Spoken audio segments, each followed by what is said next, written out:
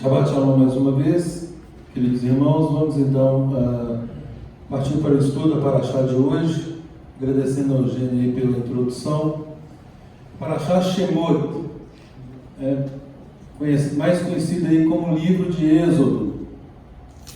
Êxodo é uma tradução da Septuaginta.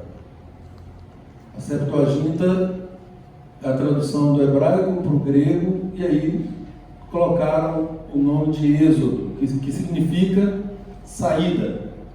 Tá? Mas em hebraico, o nome da Parashá, toda a Parashá tem um nome correspondente ao verso que está tratando. Então, logo no primeiro verso de Êxodo, são estes os nomes dos filhos de Israel. Então, daqui nasce o nome da Parashá, Parashá Shemot, os nomes. Os nomes dos filhos de Israel. Introduz então a genealogia, os filhos e as respectivas famílias. Eu já faço uma observação aqui de uma suposta contradição, porque aqui fala que entraram no Egito 70 pessoas. Estevão, lá em Atos 7, na defesa dele, Atos 7.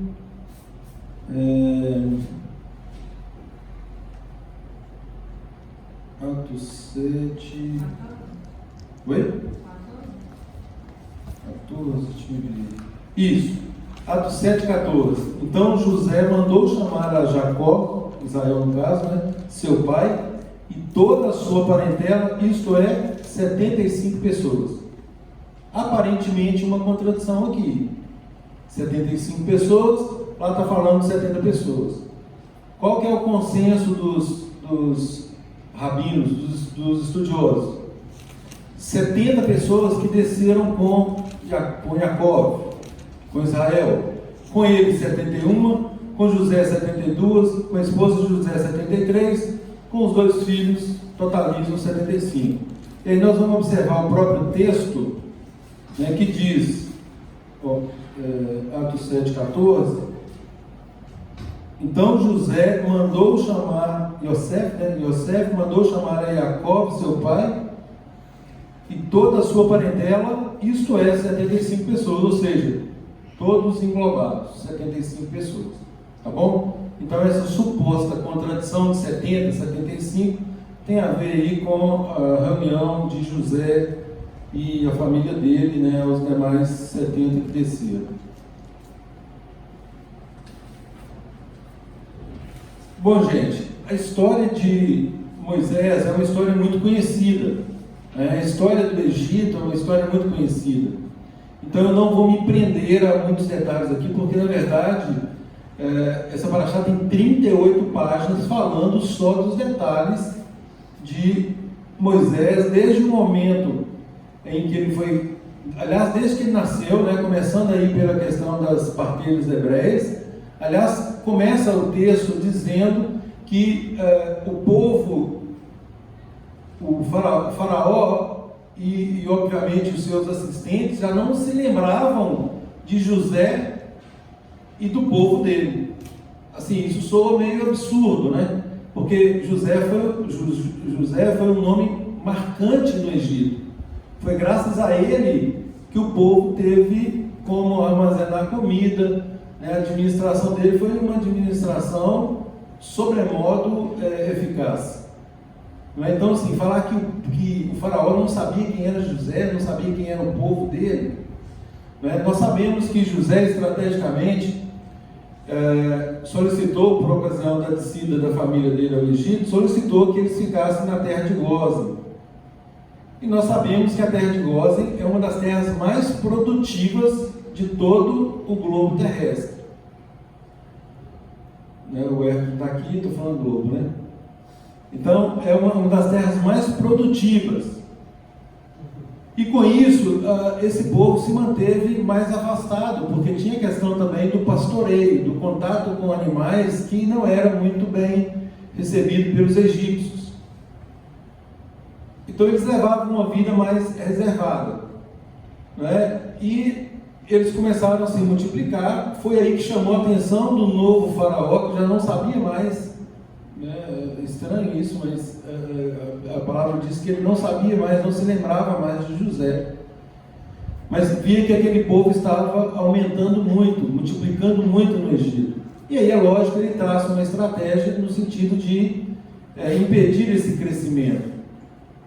Não é? E a primeira delas foi, tal qual aconteceu com Yeshua, já fazendo um paralelo, né, de Herodes, quando ele determinou que matasse os meninos, né, do sexo masculino, porque estava nascendo alguém ali para libertar o povo, para ser rei do povo. Moisés também tinha essa conotação, né? Então por isso ele manda matar os meninos, para que não houvesse essa multiplicação. E também os estudiosos dizem que ele recebeu informações de que nasceria ali um libertador, né, alguém que fosse conduzir aquele povo numa suposta rebelião contra o governo egípcio e, obviamente, tirá-los dali. Então veio a ordem para as parteiras eliminarem todos do sexo masculino, onde elas não obedecem. O princípio é exatamente esse, né? Nós devemos sim respeitar todas as autoridades, vírgula, desde que não colida com a vontade de Deus, né? Tudo que nos for determinado, solicitado, apresentado, sugerido, que for contrário à palavra de Deus, obviamente nós ficamos com a palavra de Deus. Então, essas mulheres, por serem hebreias, né, por óbvio, elas tinham temor a Deus e não obedeceram ao comando de Faraó, né? E nisso, foi nesse contexto que nasce Moisés. Moisés nasce, e aí vem a questão da proteção, ele é lançado no rio, e você vê, nós percebemos como que Deus conduziu todas as coisas, não é? Ele é lançado, Miriam estava ali vigiando, ela percebeu quando a filha de Faraó pegou aquela criança, não é? Ela própria sugeriu alguém que era exatamente a mãe de Moisés para cuidar dele. Então, assim, tudo providência divina. E aí nós sabemos que Moisés então fica com a mãe, com Joquebede, durante 2 anos, onde ele é cuidado, alimentado e tal, e depois ele volta aos cuidados da filha de Faraó, onde ele recebe a mais fina educação, né, ali dos egípcios. Tanto é que ele é altamente capacitado, e todos os comentaristas falam que provavelmente ele seria o próximo faraó, né, se ele tivesse se mantido. Só que Moisés, interessante que apesar de ele ter uma educação altamente refinada, conviver com muito luxo, ele nunca esqueceu a sua raiz, ele nunca se esqueceu do povo dele. E aí a própria palavra registra lá em Hebreus, né, que ele não levou isso em consideração. Ao contrário, ele tomou partido em favor do povo dele. E aí é lógico também, como todos os outros patriarcas, cometeu erro, né? Um erro mais grosseiro dele foi a morte do egípcio, né? E Deus acaba por convergir esse erro também em favor dele, porque a partir dali ele sai dali, ele tinha 40 anos, ele sai e ele só retorna, ele só tem um encontro com Deus quando ele está com 80 anos, né, com o episódio da sarça ardente. Então, ali ele recebe um comando divino para que ele fosse o intermediário entre Deus e o povo, com a missão, princípio ali, de tirar o povo dele da escravidão do Egito. Agora, aquilo que estávamos comentando um pouco mais cedo, para tirar alguém da escravidão, a pessoa tem que querer sair da escravidão. É muito difícil tirar alguém que não quer se libertar, não é? Se for para traduzir toda a paraxá numa única palavra, seria libertação, e o Egito nós sabemos que tem uma conotação de mundo, não é? Toda vez que fala em Egito, a comparação que nós fazemos imediatamente é o mundo. O Egito apresentava todos os prazeres, tudo aquilo que o ser humano poderia querer de bom, é o Egito.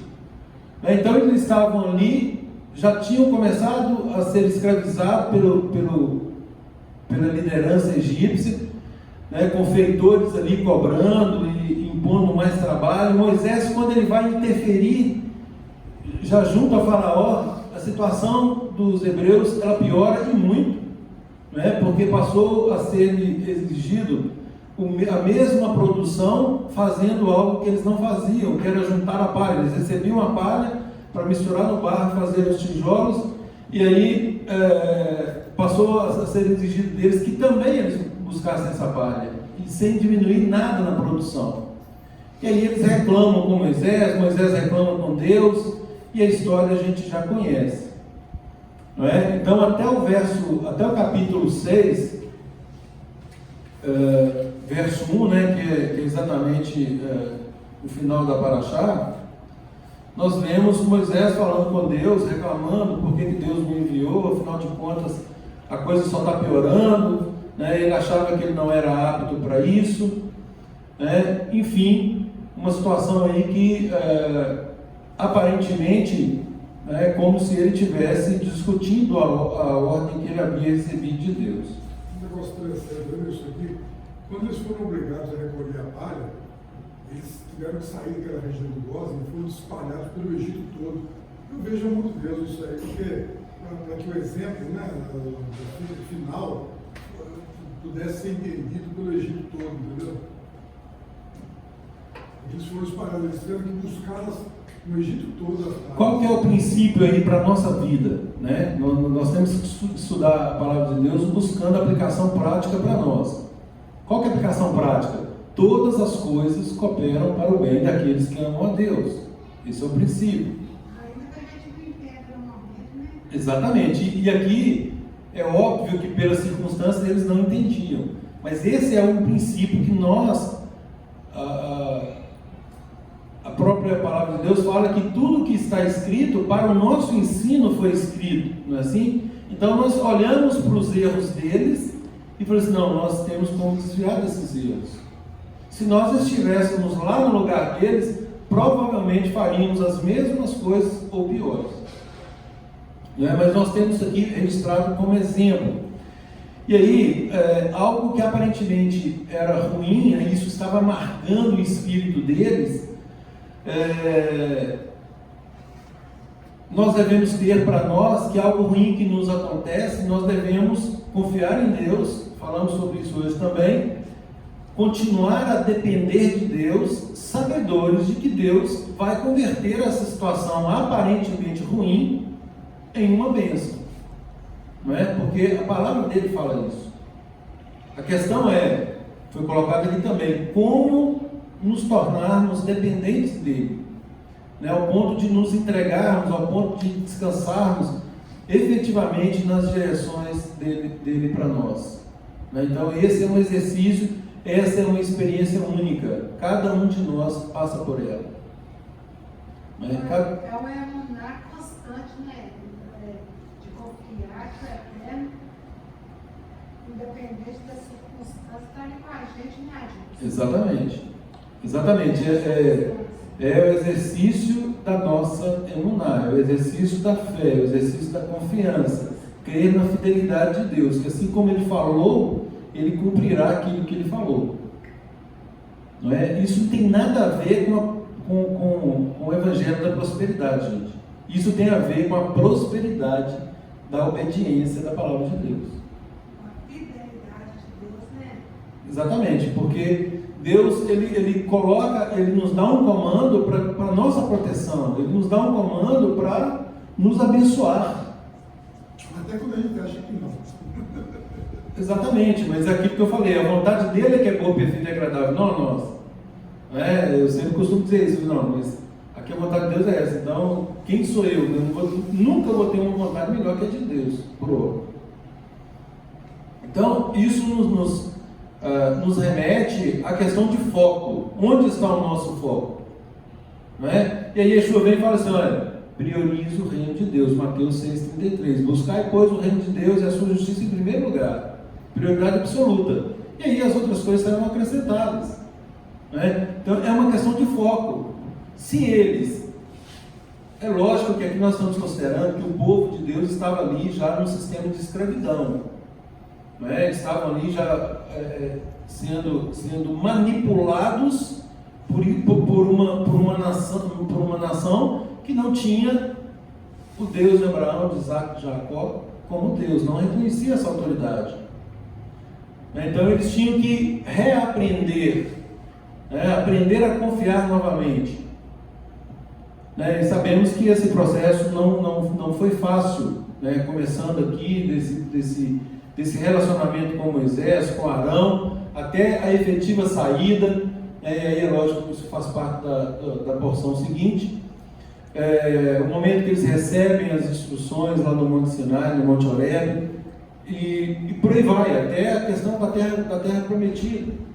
Eles poderiam ter feito todo o percurso em 2 semanas, ficaram 40 anos zigue-zagueando no deserto por conta dessa relutância, por conta da desobediência, por conta do não exercício dessa emuná, da confiança deles em Deus. Isso custou muito caro, custou a vida aí de uma geração inteira, porque todos, a partir do episódio lá dos espias, toda aquela geração pereceu no deserto antes de Deus autorizar a nova entrada na terra, toda ela. Exatamente. Essa questão aí das parteiras, gente, é o que te chama atenção nisso, na proteção e na confiança que nós devemos ter em Deus, é exatamente, vejam bem, uma ordem dessa, não todos os meninos serão mortos, não, vai matar todos os meninos. E aí Deus Deus usa essas mulheres para a proteção dessas crianças, ao ponto de elas nem serem punidas por isso. Pelo contrário, elas foram abençoadas posteriormente por se recusarem a fazer algo que era contra o preceito divino. Claro, aí a questão do assassinato, elas não poderiam jamais assassinar ninguém, muito menos o povo de Deus. E com isso elas foram também abençoadas por isso, e aí Moisés recebe esse livramento. Outro ponto importante que eu quero enfatizar aqui é a questão do nome de Deus. Deus aparece para Moisés por meio de um anjo, diga-se, ele manda um intermediário dele, um porta-voz, que é um anjo, mas esse anjo tinha carta branca para agir em nome de Deus. E aí o ponto que eu quero frisar é a questão do nome de Deus. Yud, Rei, Vav, Rei. Erie, Asher, Erie, eu sou o que sou. Deus queria que o nome dele, que Moisés levasse o nome dele até o povo e obviamente até Faraó. E nós temos uma profecia acerca disso, que o nome de Deus seria esquecido, e foi exatamente o que aconteceu. Aquele nome revelado para Moisés, que nós não temos ele aqui, não temos como falar ou pronunciá-lo de forma correta, sabendo apenas as consoantes hebraicas, que é o Yud, Re, Vav, Re, nós sabemos que é impossível conceber a pronúncia se nós não temos os sinais maçoréticos, que são as vogais, porque o alfabeto hebraico ele não tem as vogais nele inseridas. As vogais não integram o alfabeto hebraico e foram colocados muito posteriormente pelos maçoretas. E aí sim, a partir daí, até a língua foi resgatada e agora preservada, pelos sinais. Então, a gente não tem como ler um texto hebraico. É claro que tem palavras que a gente conhece por serem óbvias, 3 consoantes, 4 consoantes, a gente adivinha a palavra. Como nesse teclado aí de celulares, aí numa conversa informal com colegas, às vezes ele quer escrever lá você escreve um V e um C, a pessoa sabe que é você. Ele abrevia tantas outras palavras e quem está recebendo a mensagem sabe o que a pessoa está dizendo, com 2 ou 3 letras. Então, mais ou menos é o que aconteceu com o alfabeto hebraico. E o nome de Deus, então, caiu no esquecimento, ao ponto de hoje não haver um consenso. Uns falam que é Yahvé, Jeová não é. Obviamente que nós não temos o som de J no hebraico. Sabemos que o J também só surgiu muito tempo depois. Então, não é Jeová. Tem uma grande possibilidade, né, vários estudiosos falam que existe uma probabilidade de ser Yahvé, né, escrito Y-A-W-E-H, Yahvé, ou numa outra pronúncia, Yahweh. Grande probabilidade. Existe se essa é grande probabilidade, eu vou colocar outra como possibilidade. Uma possibilidade de ser Yehová. Eu não acredito mais nessa versão, sobretudo a partir do momento que eu comecei a estudar hebraico. Por quê? Porque nós sabemos que o termo aleluia significa louvado seja Yah. Então, de cara, nós temos um problema com Yehová, porque a primeira letra seria o Yehué, né? O Yahvé é possível porque Yah ou Yahweh, né? Yahvé ou Yahweh é possível. Agora, Yehová, para mim, já não é mais possível, porque aleluia, aleluia, é uma palavra universal. Em qualquer idioma da terra, escreve-se e pronuncia-se aleluia. É claro que tem, mas a pronúncia ela é igual em qualquer idioma da terra. Exatamente, e é um acróstico. Louvado seja Deus, né? Louvado seja Adonai, louvado seja o Eterno, louvado seja Yah. Isso. Louvado seja Adonai. Então, o nome de Deus, então, né, poderia ser Yahvé, Yahweh, não sei. O importante disso tudo é lembrar o cuidado que tem que tomar quando pronunciar esse nome. Nunca pronunciar em falta. Sim, mas o fato de ter o cuidado, tanto é que tem um mandamento que preserva, não dava o direito de omitir o nome de Deus com tal fim. Aí é que eu falo a questão da nossa vontade. Não é? Nós sobrepomos a nossa vontade à vontade do Pai. Deus nos dá uma ordem: divulgue o meu nome. Eu já tenho um mandamento aqui que protege, para não proferir o meu nome em vão. Então divulgue o meu nome. E quem proferir o nome dele em vão vai pagar por isso. Não é? E aí a gente fala assim: não, que olha, o nome de Deus é tão sagrado, mas tão sagrado que ele vai ficar só para nós.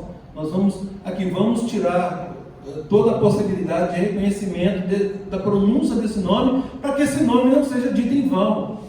Isso para mim não se justifica. E eles mesmos não sabem agora.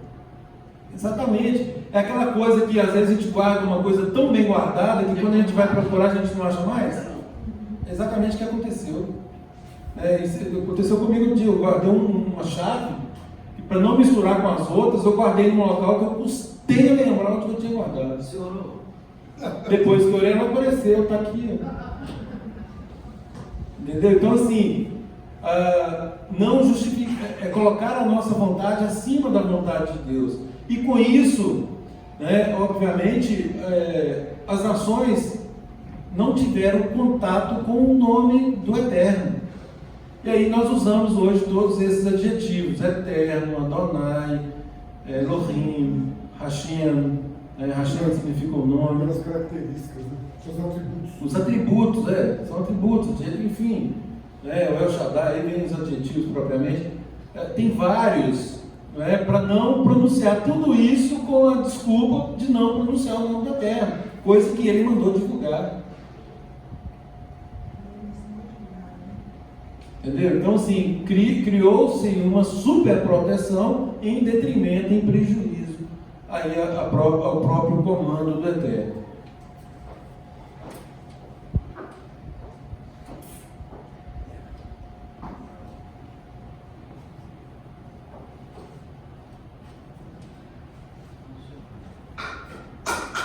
Bom, gente, eu vou partir agora para Haftarah, porque o centro, o assunto de todo esse contexto significa libertação. Não é? O papel era libertar o povo do Egito, o papel é libertar o povo da escravidão, fazendo uma analogia à escravidão do mundo, à escravidão do pecado. Vamos para Mateus. O texto-chave vai ser o segundo texto que eu vou ler, que está em Tito. Então, mas eu quero começar com Mateus primeiro. Mateus 5,16.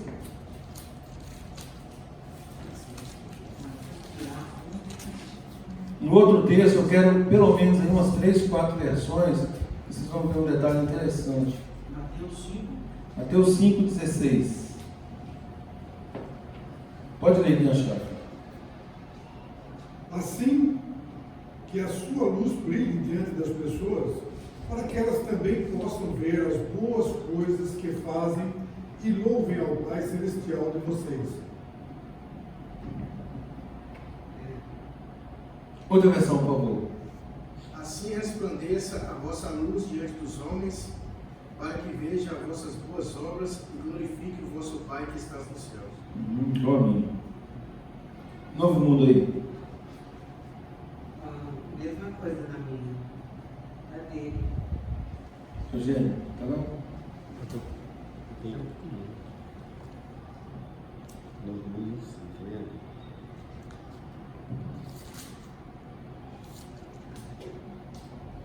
Do mesmo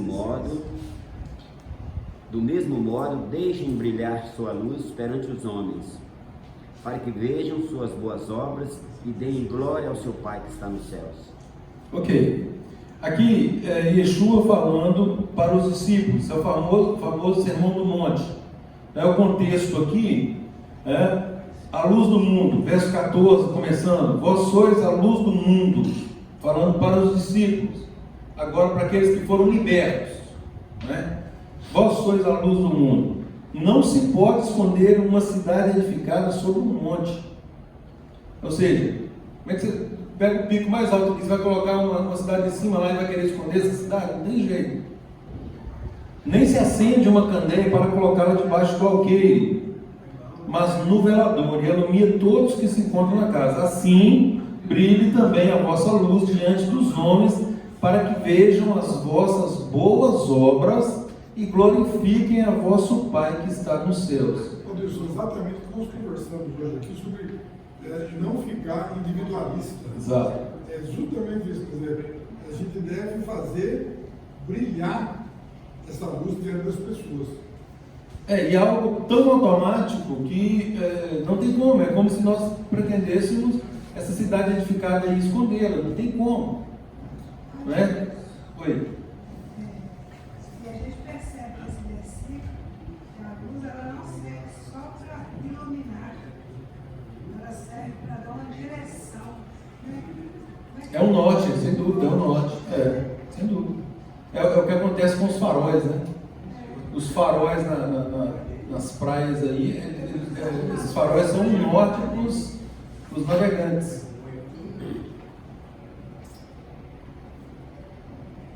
Agora vamos para o texto mais importante aqui, que é o texto de Tito. Esse texto eu quero também umas 3 ou 4 versões. Tito 2, versos 11 a 15.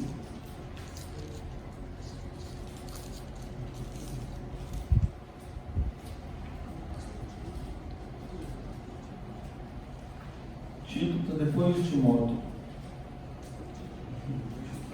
1476 na Hebraia. Ajudou não, Adorandinho? Você achou que ela estava grande? Depois de Timóteo? Não, aqui. Então vamos mandar uma outra cidade de Grande para Tito. Tito 2, 11 a 15. Diz assim na minha versão. E aí, quem tiver versão diferente, por favor, leia. Porquanto a graça de Deus se manifestou salvadora a todos os homens. Tito 2, a partir do verso 11. Olha aí para você ver, olha o que Deus estava fazendo lá no Egito e faz hoje conosco.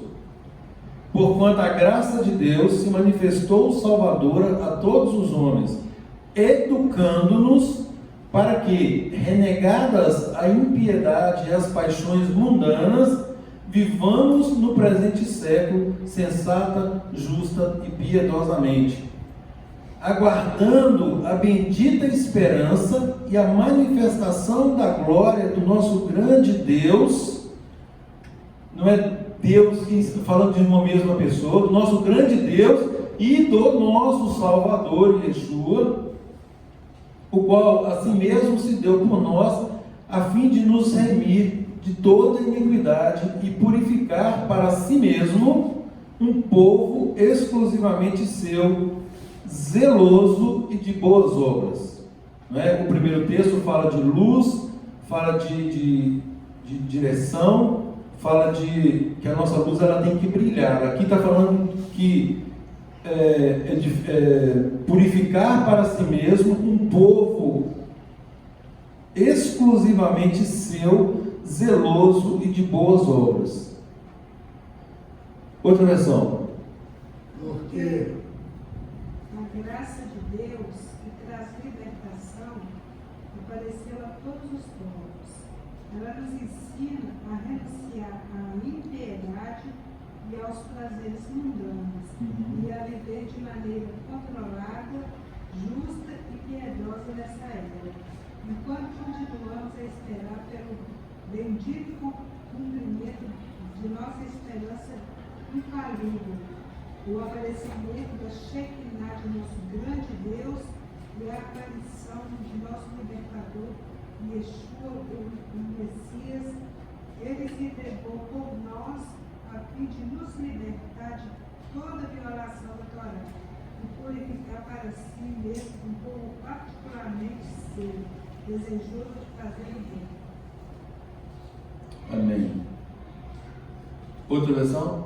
Porque a benevolência do Eterno que traz a salvação se manifestou a todos os homens, ensinando-nos para que, renunciando a impiedade e as paixões mundanas, vivamos no presente mundo sóbria e justa e piamente, aguardando a bem-aventurada esperança e o aparecimento da Yeshua, do nosso grande, poderoso e do Salvador ungido Yeshua, que se deu a si mesmo por nós para nos livrar de toda a transgressão e purificar para si um povo todo seu, zeloso de boas obras. Amém. Moisés foi enviado para esse povo como um libertador. Né? Nós sabemos aí que Moisés prefigura o próprio Messias. Né? Ele estava ali libertando o povo naquele contexto da escravidão do Egito, tanto material quanto espiritualmente, é óbvio, porque eles já estavam envolvidos em todos os temas espirituais ali daquele povo, mas advertindo aquele povo que viria, né? Assim como João Batista disse que ele não era o Messias, né? E o Messias já estava ali, ele advertiu o povo de que viria o Messias, viria o tão esperado profeta. Está lá em Deuteronômio 18, 15, fala assim, olha, Adonai, teu Deus, te levantará um profeta do meio de ti, de teus irmãos, como eu, a ele ouvireis. A ele ouvireis. E isso está descrito lá em Atos 3, versos 22 e 23. Atos 3, 22 e 23. Assim, porque Moisés disse aos pais, Adonai vosso Deus levantará de entre vossos irmãos um profeta semelhante a mim. A ele ouvireis em tudo quanto vos disser. E acontecerá que toda alma que não escutar esse profeta será exterminada dentre o povo. Deus, uma ficha que está caindo aqui é o seguinte, é que o rei Babel, Deus, né? Falou para Moisés que Moisés seria como Deus. Como Deus. Como Elohim. Como Elohim. E isso aí que é claro, porque ele tinha todo o poder, tinha a autonomia de Deus para fazer isso. Assim como Yeshua tem o poder, todo o poder aqui, sim. E ele é como um Deus para nós, mas ele tem o Pai, o Deus superior, né? Do mesmo modo que nós não podemos adorar Moisés, né? Do mesmo modo. né? Porque Moisés foi um enviado de Deus e Yeshua, como filho, é um enviado de Deus. Quando ele diz, toda a autoridade me foi dada, E foi lá. nos céus e na terra. Então, a autoridade foi dada para ele por alguém. Por quem? Por Deus. Aquele outro verso, por exemplo, eu vou para o meu Pai e vosso Pai, para o meu Deus e vosso Deus. Se ele fosse Deus, ele teria um Deus? Não faz sentido. Em 1 Coríntios 15, 28 e 29, que é aquele texto que está fixado ali fora, fala exatamente isso, que depois que ele sujeitar todas as coisas debaixo dos pés, ele também se sujeitará àquele que todas as coisas lhe sujeitou, ou seja, ao Pai. E aí arremata, onde o Pai será tudo em todos. Ou seja, o tempo todo ele diz, a minha comida consiste em fazer a vontade do Pai. Eu não faço nada por mim mesmo, senão daquilo que o Pai me mandou fazer. O tempo todo, ele deixa isso muito claro.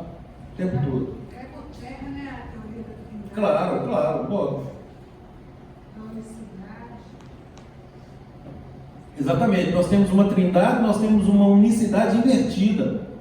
Não é? Tem uma denominação aí que nós cremos na unicidade. Só que quando vai ver, é uma unicidade invertida. Eles colocam Yeshua, Jesus, na verdade, né? Jesus como sendo tudo. Foi? Yeshua no lugar de Deus. No lugar de Deus. Exato. Então não é uma unicidade. Shema Israel, Adonai Eloheinu, Adonai Echad. A unicidade do povo de Deus é que Adonai é o único Deus. E o próprio Yeshua declarou isso. Quando perguntaram para ele qual era o maior mandamento, ele falou que era amar a Deus acima de todas as coisas. E que só havia um Deus. A preparação, né? De Pai Nosso. Sim, Pai Nosso, exatamente. Vocês vão orar para mim e eu vou fazer. Não foi isso que ele ensinou. Ele direcionou a oração para o Pai. Então, mas é aquilo que eu falei. Dentro de uma doutrina, uma doutrina dissociada da palavra, convocou-se um concílio, 2 concílios, 3 concílios, e por aí foi. Começou lá em Nicéia, depois Laodiceia, depois Constantinopla e tantos outros aí, modificando a própria palavra de Deus. E o concílio de Nicéia foi tão prejudicial, é aquilo que eu falei. Ele rompeu, ele cortou o cordão umbilical com Israel. Olha, os judeus fazem isso, nós vamos fazer aquilo. Aí eles comemoram as festas, nós vamos ter as nossas próprias festas. Eles guardam o sábado, nós vamos guardar o domingo. Eles falam que é um Deus só, nós vamos colocar o Filho agora como Deus, o Espírito como Deus, vamos criar a Trindade. E aí adulteraram até a própria palavra de Deus. As traduções aqui, tem traduções, tudo que estiver entre colchetes na Bíblia de cada um aqui, não consta do original. E aí a gente vê vários textos em colchete para justificar a doutrina humana. E a vantagem que está tendo aqui é das aulas de hebraico. Porque quando você começa a aprender hebraico, você pega uma Bíblia em hebraico, você vai ver que não há discrepâncias. Não, olha para você ver uma discrepância tão gritante que nós descobrimos aqui nos estudos, da própria Paraxá e tal. Uma palavra que é venivrehu.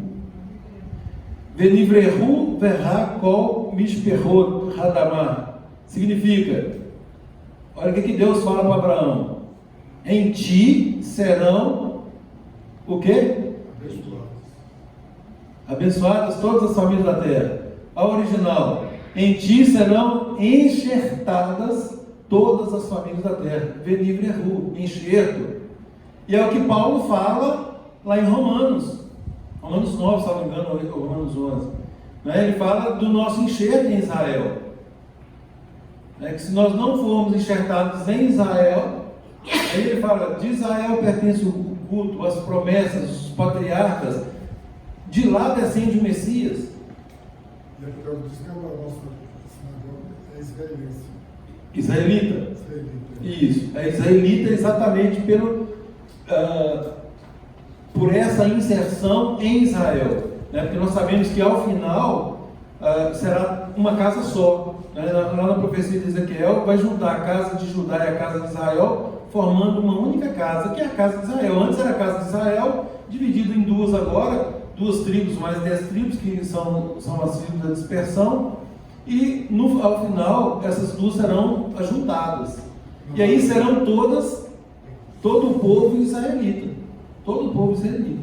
Então é nessa condição que nós vamos. Independente do teu sangue judeu, independente. Não interessa. Paulo fala em Romanos, não é judeu aquele que o é exteriormente, né? E sim de coração. Ou seja, se a pessoa se permite enxertar em Israel, ela já é considerada um israelita. Mas tipo a circuncisão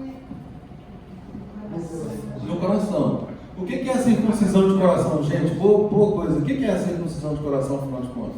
Nós sabemos que havia, ou que há, a circuncisão da carne, né, do prepúcio. Né? Mas o que é a circuncisão do coração? Romanos 8. Circuncisão do coração é ter a Torá gravada no coração. Batismo. Não, tudo isso é necessário, né? Mas a circuncisão do coração é o que é cortar aquilo que nos impede de cumprir a palavra de Deus. É aquilo que nos impede de cumprir a palavra. Então é um bloqueio. Então esse bloqueio tem que ser retirado. Entendeu? Do mesmo jeito que tira a pele do prepúcio, é a circuncisão da carne. No coração existe também vamos colocar aí, uma proteção, um bloqueio que impede de obedecer. Endurecimento. Um endurecimento, Né? A palavra fala muito de coração empedernido, né? De coração duro. Um coração que não se deixa guiar, que não se deixa conduzir, que não se submete. Então, para isso precisa circuncidar o coração, tirar esse bloqueio. E esse bloqueio só é retirado por meio do Ruach HaKodesh, por meio do Espírito de Deus. Quando a pessoa faz techuvá, quando ela se converte, aí sim, aí vem o batismo, o primeiro passo, né? O Ruach, ele só é dado posteriormente, via de regra, né? A única exceção que nós conhecemos é Cornélio e a família dele, né? Mas via de regra, o Espírito de Deus que nos guia a toda a verdade, que faz esse processo de circuncisão do coração, mediante a obediência à Torá, agora que está escrita, a partir do momento que tira esse bloqueio, que a Torá efetivamente ela é inserida. O importante é esclarecer que não é do nosso mesmo, né? É pelo Espírito. É uma ação sobrenatural. Agora, o que nos compete? Nos compete reconhecer a nossa condição, né? A nossa condição de pecadores, a nossa condição de que efetivamente nós não, por nós mesmos, nós não conseguimos obedecer. Nós não conseguimos obedecer. E é exatamente isso que coloca Paulo numa situação difícil. Por quê? Porque Paulo fala assim, olha, isso não é de obras, né, para que ninguém se glorie. Aí alguém pensa assim, bom, se não é de obras, as obras não valem nada. Não é isso que Paulo está falando. Nós acabamos de ler aqui, ó, zeloso de boas obras. Nós acabamos de ler. Ó. Só não vem das obras, né?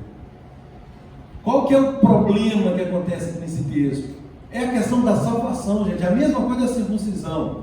É quando coloca a obra como um elemento que nos salva.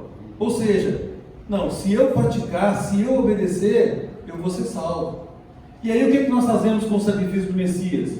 A gente anula o sacrifício do Messias, entendeu? E é contra isso que Paulo se insurgiu, tanto na questão das obras, quanto na questão da circuncisão, né?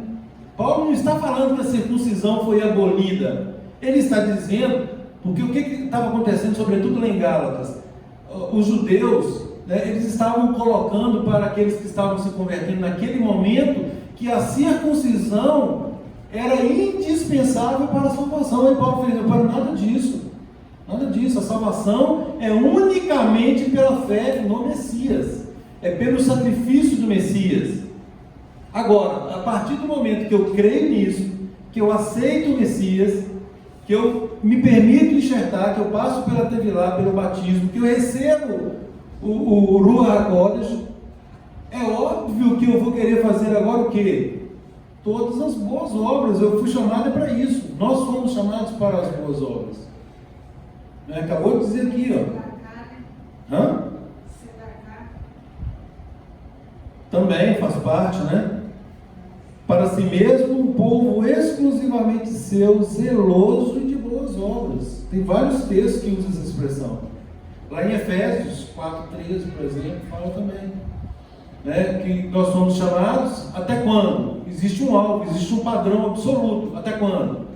Até que cheguemos à unidade da fé, do pleno conhecimento do Filho de Deus, a perfeita varonilidade, ou seja, a sermos pessoas íntegras, irrepreensíveis em todos os sentidos, à medida da estatura da plenitude do Messias. Olha o padrão. Olha o alvo. Quando a gente olha para esse alvo, a gente pensa assim, não vou conseguir. Aí é que entra o mover de Deus. Então é por isso, por isso que Paulo fala, eu não vivo mais, é Cristo vive em mim, porque ele sabe que por ele mesmo, aliás ele fala isso, desventurado o homem que sou, quem me livrará do corpo dessa morte? Eu faço o que eu não quero, aquilo que eu não quero eu faço, o que eu quero fazer eu não consigo fazer, aquilo que eu não quero eu acabo fazendo. Não é? É a luta constante entre espírito e carne. E aí aquilo que eu falei, vai vencer quem for melhor alimentado.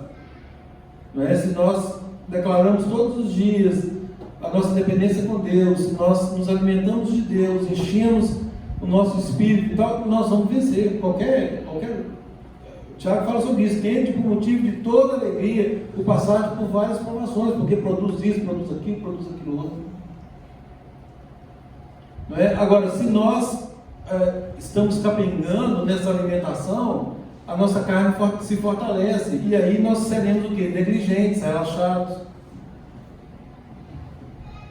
Não é? Então, assim, e isso é uma questão de opção, não tem jeito. Do mesmo jeito que aquele povo tinha a opção de obedecer a Moisés e acatar toda a palavra que Moisés estava falando, eles começaram a falar assim, quem te nomeou líder entre nós?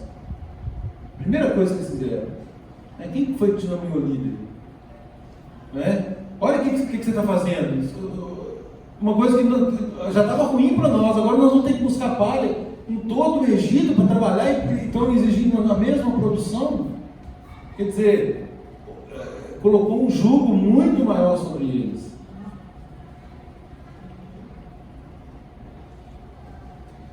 E aí você percebe o quê? Depois que eles saem do Egito, lá na frente eles estão lá vendo vários milagres. Deus começa a fazer milagres no meio deles, abriu o mar para eles passarem, maná do céu, não sei o que. Eles falam em voltar para o Egito, porque lá eles tinham isso, ou tinha aquilo outro. Como assim? Eles foram libertos de uma escravidão e eles querem voltar para ela. Não é? Eles insistem em voltar. Isso não aconteceu uma vez só. Então, assim, é a natureza. E aí vem a questão do livre-arbítrio, da vontade da pessoa. A pessoa opta. Deus, é aquilo que eu falei, isso aqui é um contrato de adesão, não tem jeito. As minhas regras, a minha instrução está aqui. Quero. Pronto, você está dentro. Senhor, aqui, eu estou querendo discutir essa questão do sábado aí, estou querendo discutir essa questão aí do adultério, estou querendo discutir isso. Meu amigo, aqui não cabe discussão. Não cabe discussão. Ou você obedece tudo que está aqui, ou não obedece. Você está fora. É simples assim. Não é? E agora nós temos um Papa, por exemplo, que já está falando em confeccionar uma nova Bíblia, porque essa Bíblia está ultrapassada. Parece brincadeira, não é.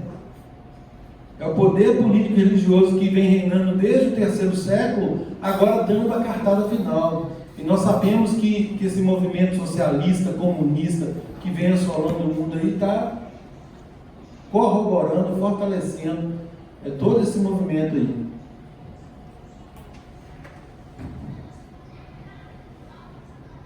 É igual uma palavra.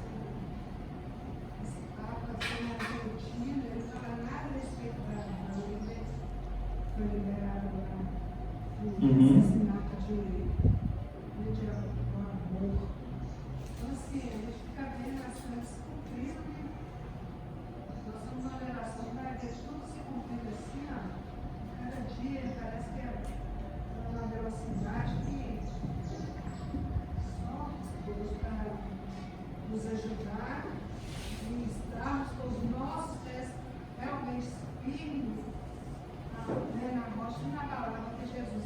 Porque qualquer ventinho de doutrina, assim, qualquer coisa que surgir, a gente tem que ter consciência de que o Eterno, ele nos guarda. A palavra fala com o Salmo 91 que 1000 caiu ao meu lado e 10.000 à minha direita. É, exatamente isso.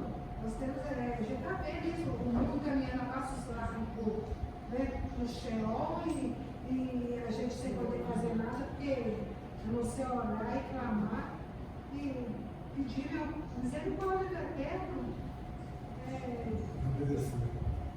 obedecer, orar a vida, orar, viver agora. É isso aí. Gente, leia para mim, por favor, em duas versões pelo menos, em Tito, Evandro, a sua aí, que é de Jerusalém. Tito 2,14, só 14.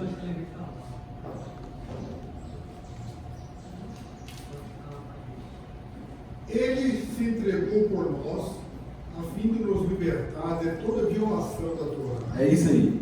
E purificar para si mesmo um povo particularmente seu, desejoso de fazer o bem. Lê de novo com ênfase na violação da Torá. Gente, presta atenção aqui, porque todas as outras Bíblias estão falando aqui de iniquidade.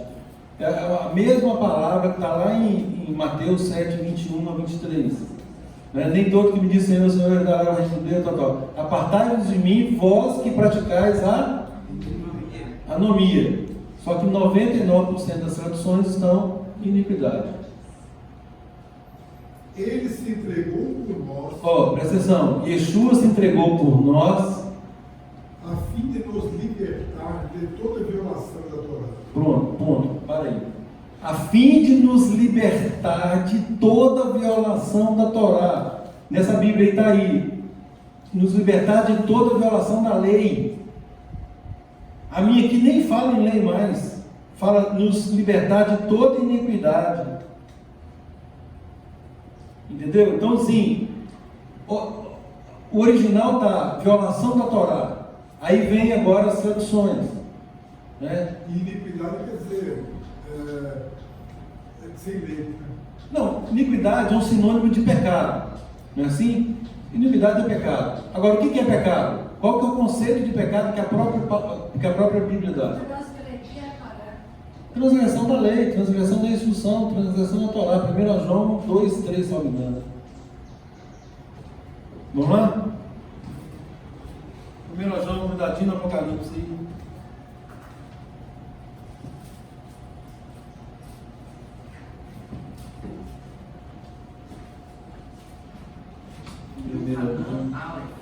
Hã? Aí é a maneira que certificamos que conhecemos? Não, é 1 João, capítulo 3, verso 4. Todo aquele que pratica o pecado também transgride a Torá, porque o pecado é a transgressão da Torá. Esse é o conceito de pecado, gente. Está no Novo Testamento, né? No dito Novo Testamento, por isso vai achar. E aí, como lidar com isso, afastando a Torá? Se pecado é a transgressão da Torá, e se a Torá foi anulada, então não existe pecado. Ele é 1 João 2, 3, 4. 3:4. Página 1511. Uma Bíblia é diferente na roça. A minha página 257. Essa aí, para você e para Clemenia, você falou. Ah, não, para Clemenia? Clemenia aqui do é diferente. Então, gente, olha aqui. Se perguntarem qual é o conceito bíblico de pecado, 1 João capítulo 3, verso 4. Não existe outro conceito de pecado. Pecado é isso aqui, ué. O que é pecado? Pecado é a transgressão da Torá.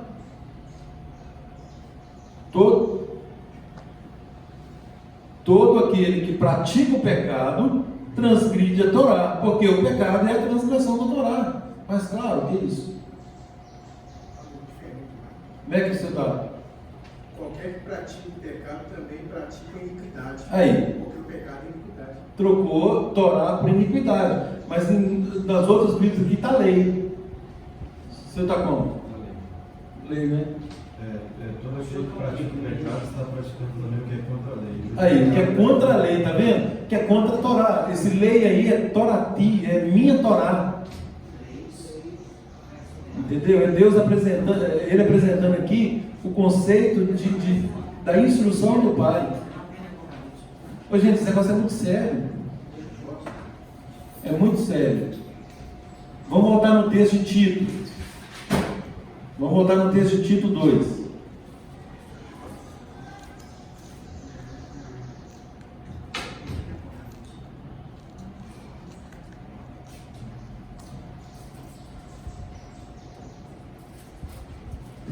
Rodrigo, não esquece mais. Tito fica depois de Timóteo.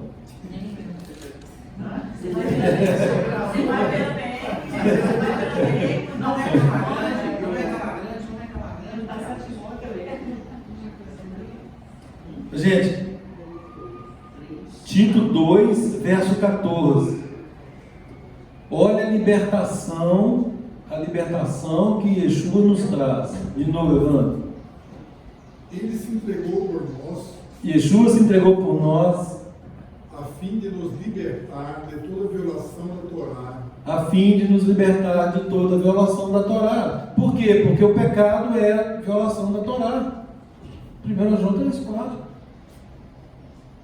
Então, só isso aqui,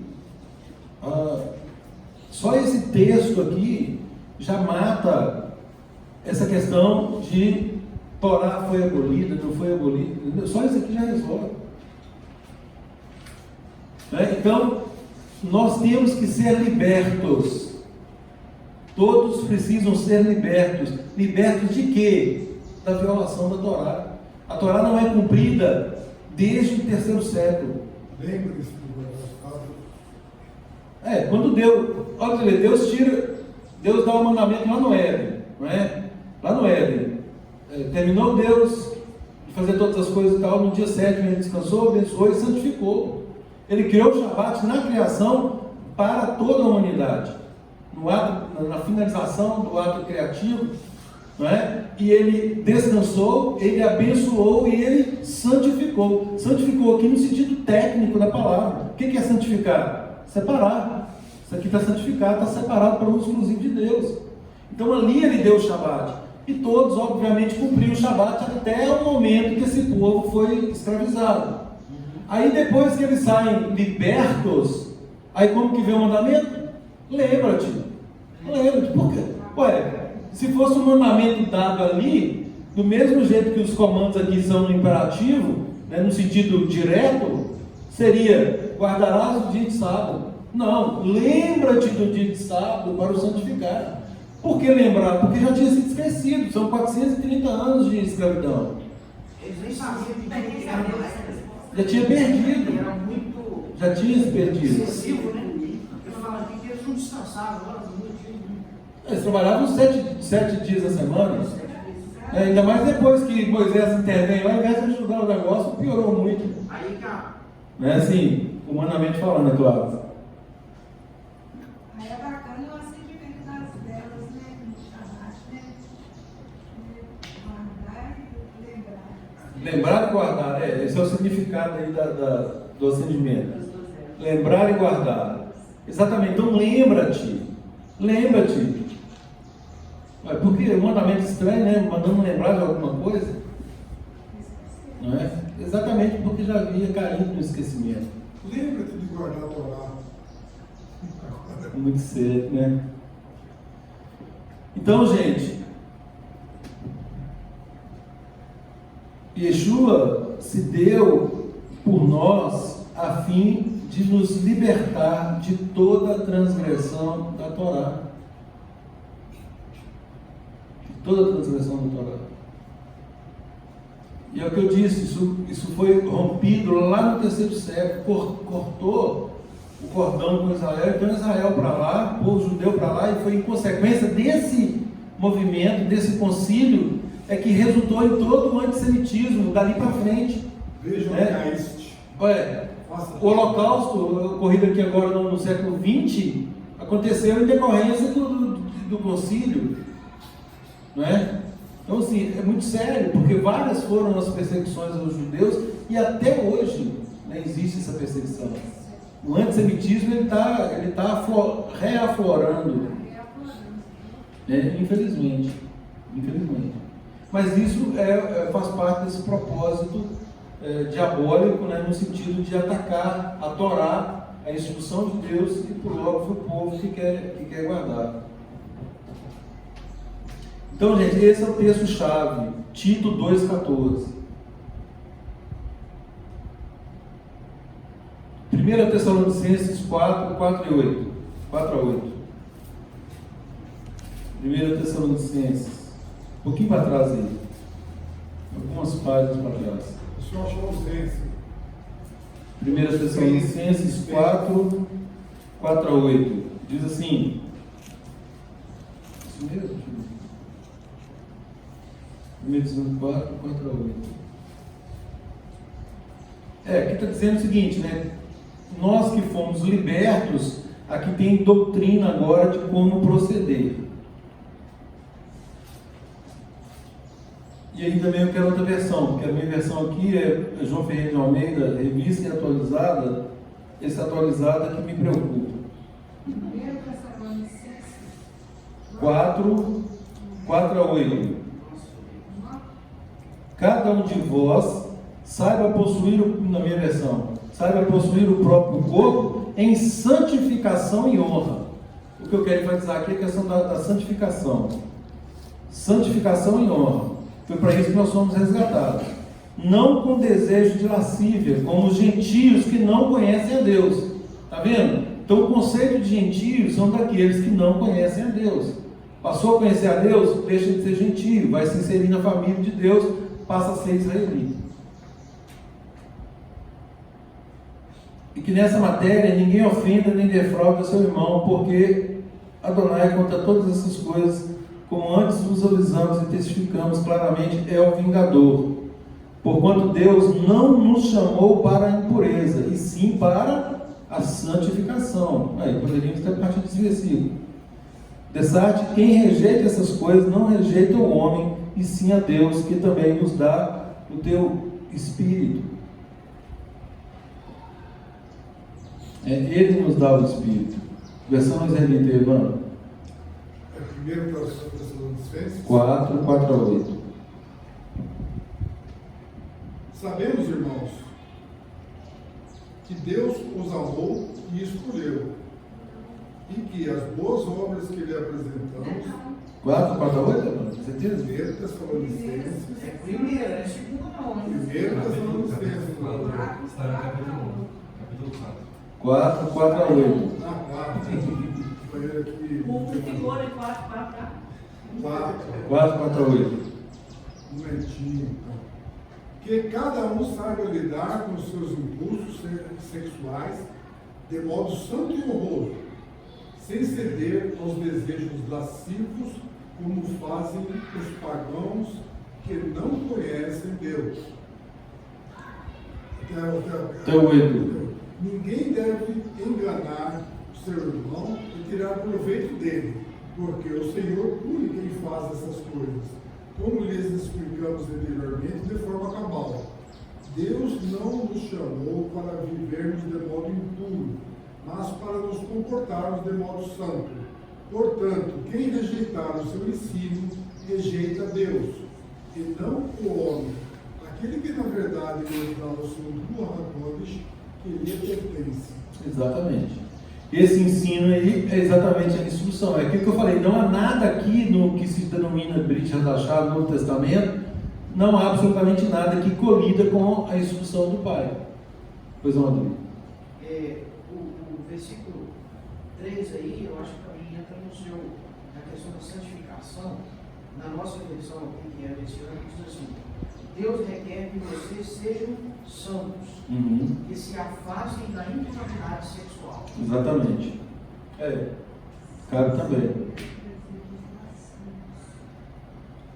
Então, gente, se nós formos libertados, nós temos que produzir frutos. Yeshua diretamente falou: olha, pelos frutos conhecereis. Quais são os frutos? Boas obras. Tudo isso aqui que nós estamos lendo. Quem entra no caminho, as 4 leis que tem para dar, Atos 15, o que está em Atos 15 como um princípio de obediência, e isso é um princípio de obediência. Para começar a caminhar. Exatamente, porque são tantas coisas, né, não tem como, uma pessoa vem aqui a primeira vez, ela ouve uma coisa ou outra, né, não tem como colocar tudo de uma vez.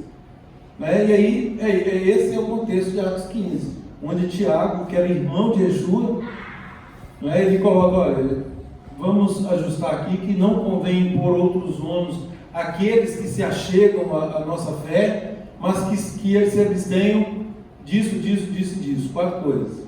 Por quê? Porque tem uma... Hã? Eu não sobrecarregado. Não, mas por que também? Porque todos os sábados os ensinos prosseguem Claro. nas sinagogas, e aí eles vão lá para aprender o resto. É exatamente esse o contexto aí. Não é porque não tem como repassar o ensino todo de uma vez. 2 Timóteo 1,9. Aí, voltando para Timóteo, hein, gente? Pertinho de Tito. Um pouquinho para frente. 2 Timóteo 1,9.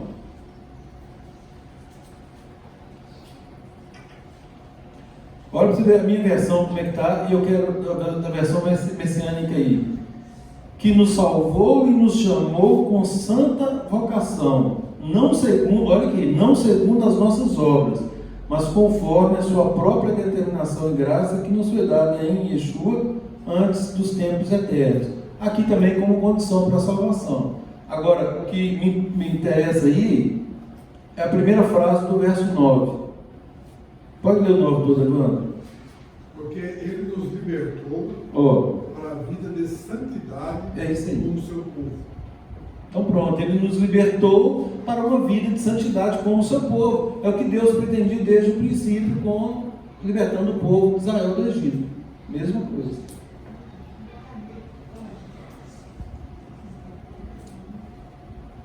Então ele nos libertou, ele nos salvou.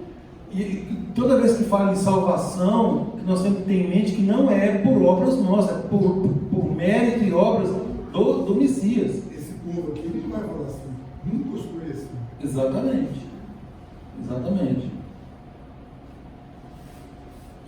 Efésios 2,10, parte do nosso ensino. Efésios 2,10, um pouquinho para trás aí. Efésios 2,10, olha aí.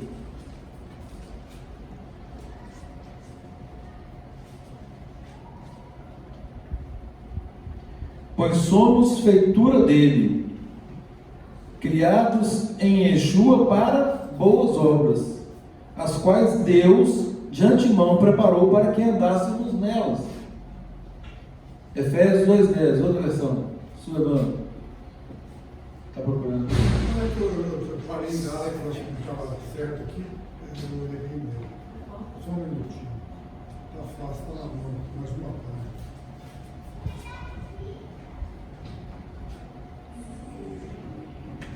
Porque somos feitos por Deus, criados em união com o Messias Yeshua, para a vida de boas ações, já preparadas por Deus para serem realizadas por nós. De novo, Evandro. 2,10. Porque somos feitos por Deus, criados em união com o Messias Yeshua, para a vida de boas ações já preparadas por Deus, para serem realizadas por nós. E se já preparadas por Deus, ele está com o desejo dele, através dele. Sim. Não é do jeito que nós queremos.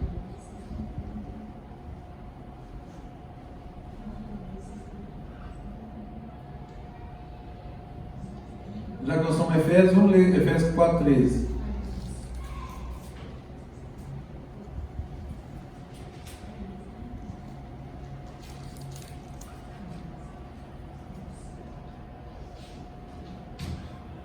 Eu vou. Começa na 12. Pode ser, ué?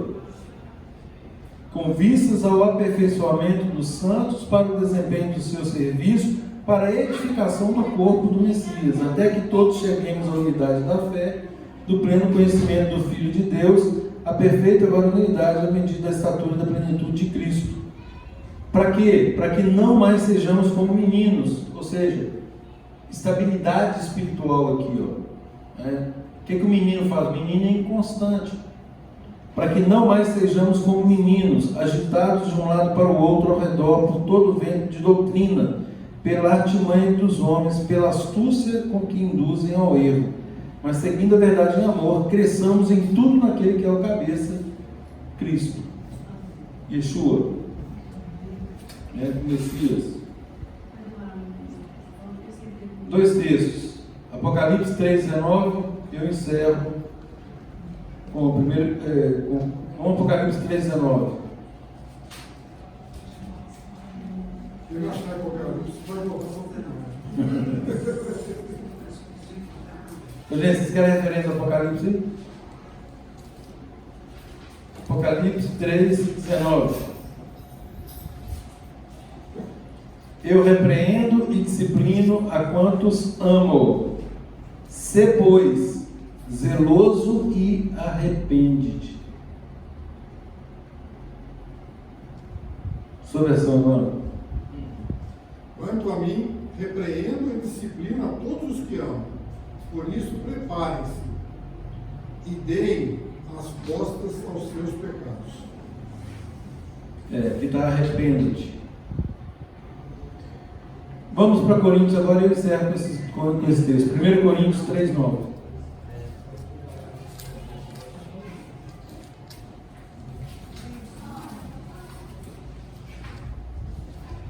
Coríntios 3,9.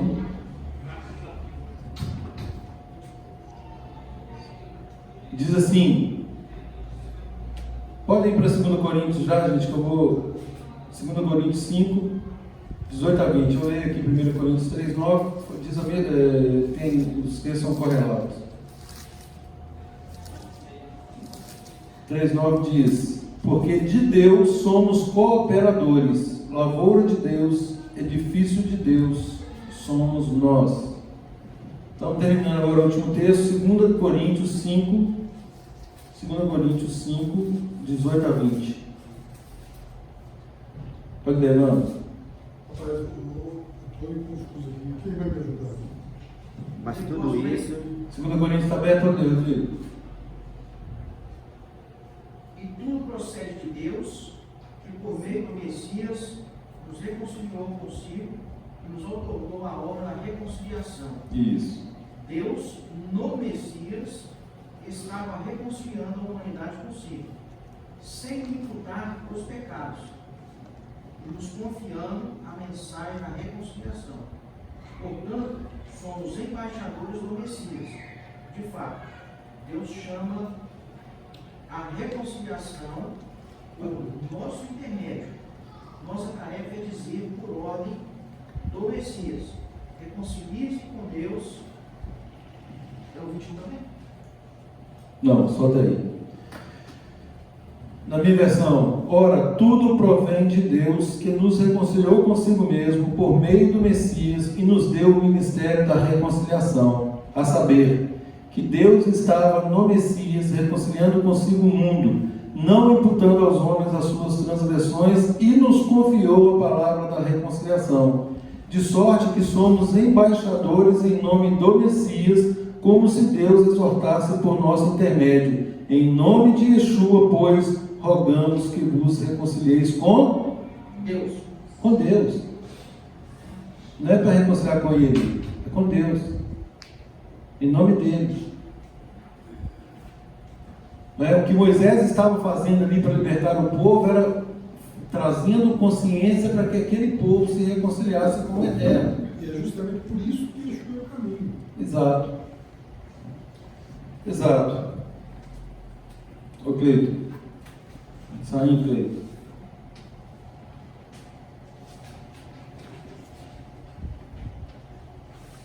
O caminho para quem? O caminho para o Pai. Amém, queridos, que esse ensino aí possa produzir frutos aí de boas obras na vida de cada um. Amém. Vamos finalizar agora só com a música aqui do Etzraim. E aí a gente